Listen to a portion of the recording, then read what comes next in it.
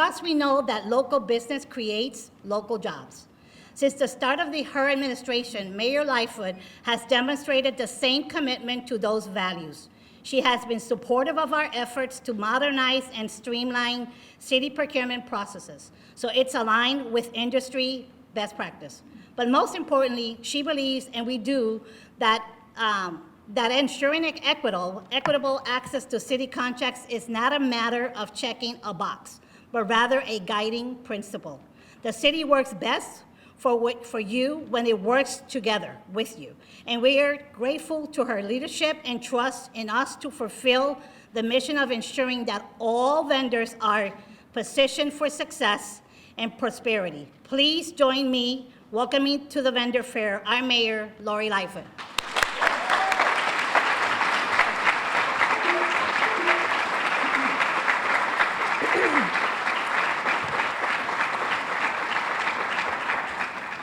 Thank you, Eileen, and thank you all for being here. And let me brag about Eileen for a minute. Eileen and I first met each other back in 2005 when I was the interim first deputy at the city's procurement department. We needed to know that we had someone who understood procurement, was a real procurement professional, and lived and died by making sure that our processes were fair, transparent, and efficient. And now, fast forward, these many years later, it was my great pleasure to welcome her back to the city of Chicago as the city's chief procurement officer. And let me just tell you, ladies and gentlemen, Eileen doesn't play.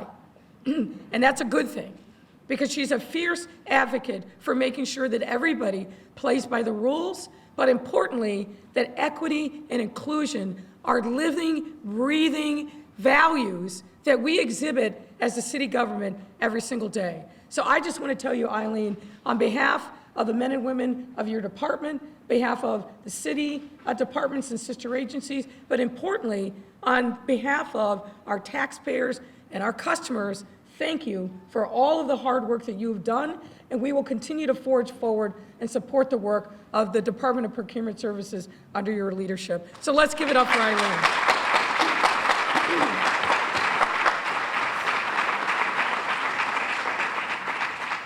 I feel very passionately about the work of procurement.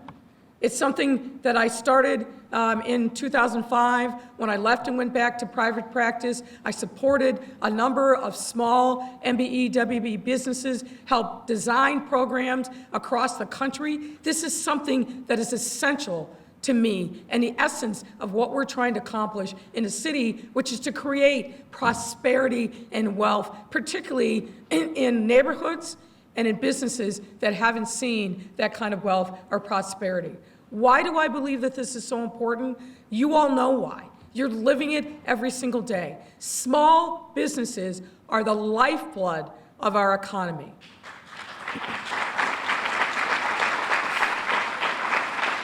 You hire more people than any other large corporation in our city. Yes, those big businesses are important, and you probably heard recently that Google is coming to the Thompson Center and bringing 3,000 new jobs with it. But what makes me equally excited is making sure that each and every one of you have an opportunity to participate in the prosperity of our city.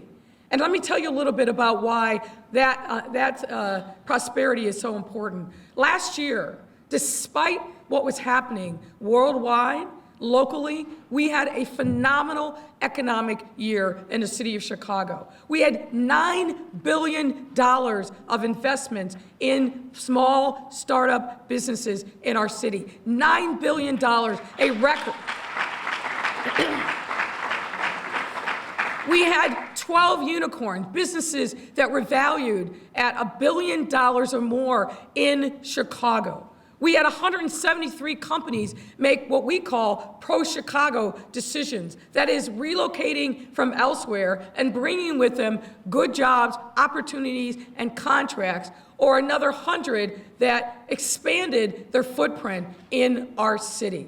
These metrics don't lie. And this year, we're off to an even better start. We are going to see our economy continue to grow and expand, but it's essential that each and every one of you has an opportunity to participate in that prosperity, and that's what we are unapologetically about. And let me, go ahead. And to make sure that you could survive, we did a number of things through the pandemic that I'm proud of, and I want to make sure that each of you who wasn't participating in it knows about it, because I think it really underscores the values that we have in making sure that small businesses, women and minority-owned businesses, are able to not just survive, but to thrive as we look to the coming years. In the height of the pandemic, we stood up a $100 million small business loan fund that was larger than any other city in the country and larger than New York or LA combined. And what were we able to do with that?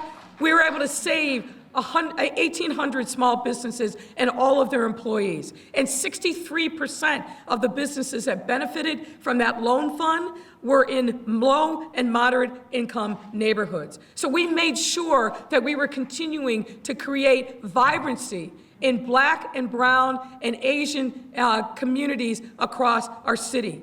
We've set up a $12 million, almost $13 million in grants and another $3 million to small businesses through the Small Business Improvement Fund. So that fund that helps you do the construction, the build-outs of your businesses, we are putting real cash into your pockets. We have seen another $11 million in NOF, Neighborhood Opportunity Fund grants. And we're even increasing the amount of money that's going into the neighborhoods through the Chicago Recovery Fund. The point here is this: we know the importance of small businesses to our economy. And shifting to what we've done on the procurement side, every year we are procuring goods and services in the multiple billions of dollars every single year.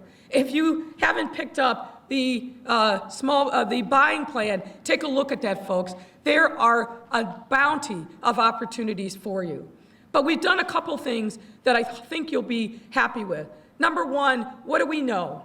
We know that small, women, minority-owned businesses still struggle when it comes to getting access to cash. So we put a $10 million fund available so we can help you over that fund. You can draw from that and use that to leverage banks, to open up lines of credit, open up loans to you so you can continue to thrive. One of the other things that I know from my experience, both at procurement, but through my work in supporting small businesses in the private sector, is many of you say, you know what, it's too tough to do business with the city of Chicago. Why? Because you don't pay us. And what do we know? You can't afford to wait 60, 90, 120 days to get reimbursed. You can't wait for the waterfall to trickle down from general contractors when you're a third or fourth or fifth tier. So what we have done is started a pilot program which we look to expand and make permanent, where we are putting our own skin in the game. We're giving you 50% of those invoices up front so you can meet your material and labor costs.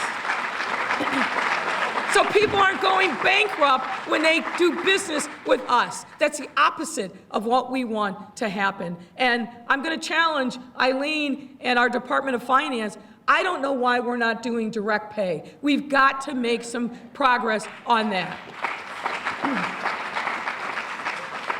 So I want you to know that we have heard you loud and clear about what your pain points are, about what we can be doing better as a city to make sure that you have access to those contracts. Ladies and gentlemen, there has never been a better time to be in business with the city of Chicago than it is now. We literally have more resources at our fingertips than we probably had ever, but certainly not since the WPA programs following the Great Depression.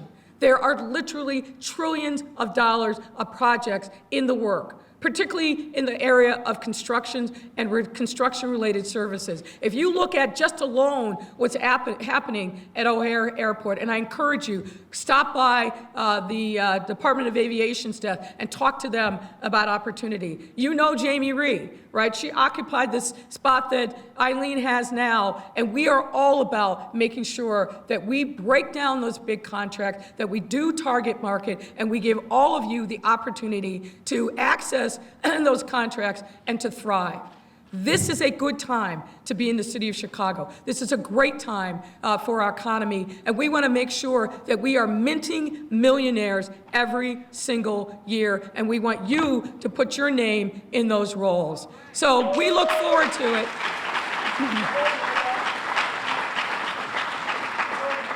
So over the course of this day, please take advantage of the opportunities that are here. As you heard from Eileen, this is your opportunity to network, to market, and take advantage of the opportunities and the information that is now right at your fingertips and ready for you to launch that next business, launch the next opportunity for contracting. It's here today for you to take advantage of. We're excited about this, as I hope you can tell from my passion and enthusiasm, but I want to make sure that as we look back on this time in our city's history, that we say that we did a good thing for the small businesses all over our city to take advantage of contracting opportunities, that we created a whole new generation of millionaires who then paid it forward and opened up the door and brought somebody else forward through the door to create opportunities. That's what this moment can